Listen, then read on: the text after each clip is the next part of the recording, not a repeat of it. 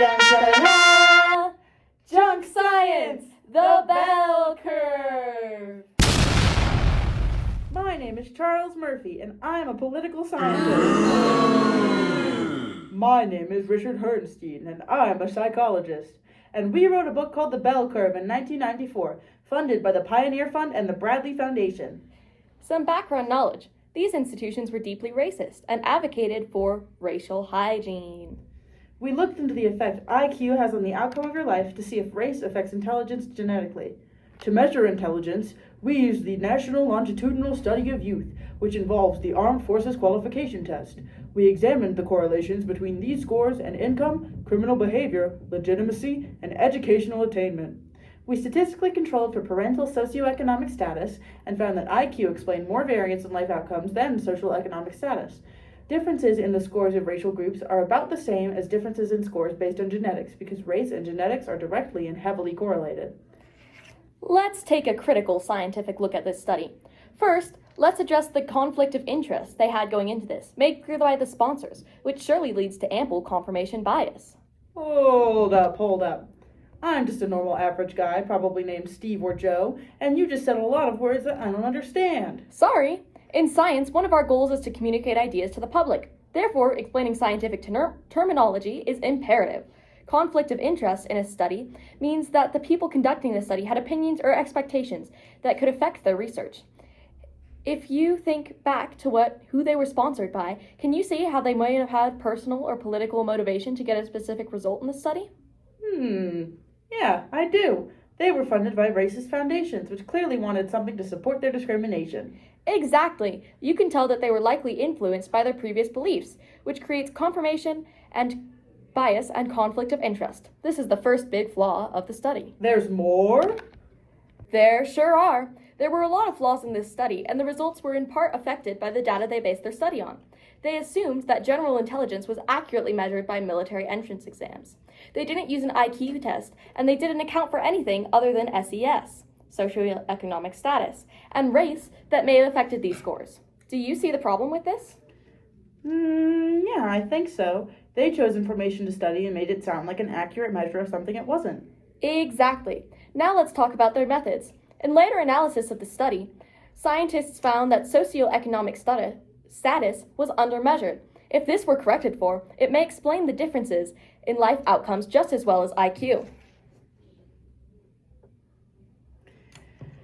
Wait, so you're saying the SES had more of an effect than they accounted for, which can mean that IQ doesn't have much of a role in life outcomes? You got it. Moving on to yet another flaw in the study, the assumptions made about correlation versus causation. They assumed that genetic, racial, factors were the cause of IQ differences, and in doing so, overlooked every other possible variable. This is a big no-no. I could say that ice cream sales cause shark attacks, because they both increase during the summer. But this would not be true, as they don't actually have anything to do with each other. Their correlation is a result of other factors. They not only assumed IQ and genetic causation, but also that genetics cause race, and therefore they can be considered equivalent. This is not the case, as race is a small part of a huge picture of the genome, and all people of a certain ethnic group do not have the same genetics. In fact, there's data that suggests that race is not even a genetically valid concept. You can't find a clear race indicator in someone's genetics.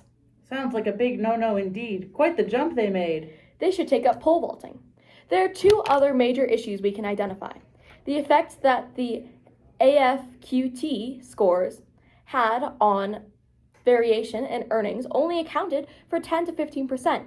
They overstated the effect of the AFAQ scores on their data. Finally, there was a lack of peer review, which means that there was no one to check or challenge their work. I can see now that this study had a lot of flaws, but I'm just a regular guy probably named Steve or Joe.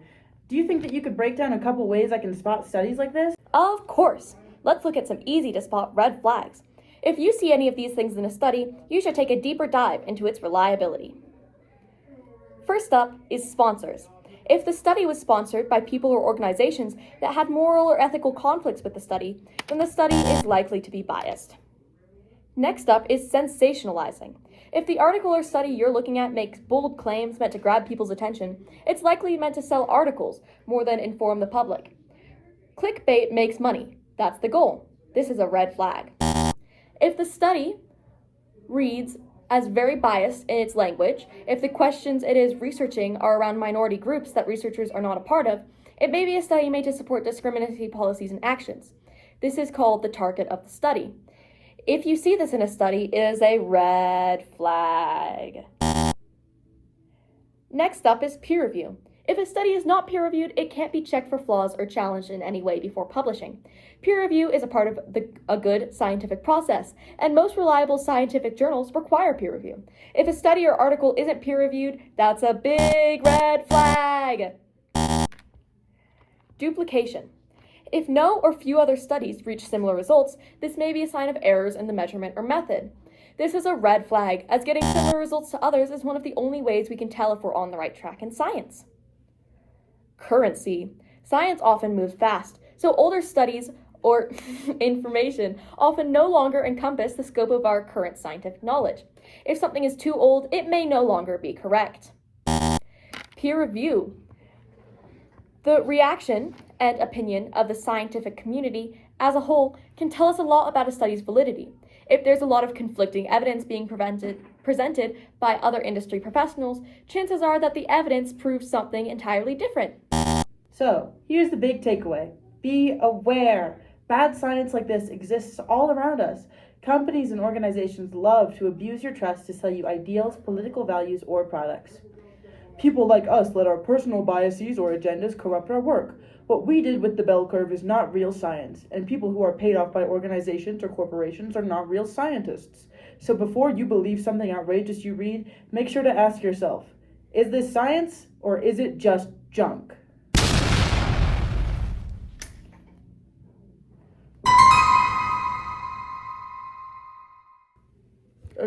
Wait!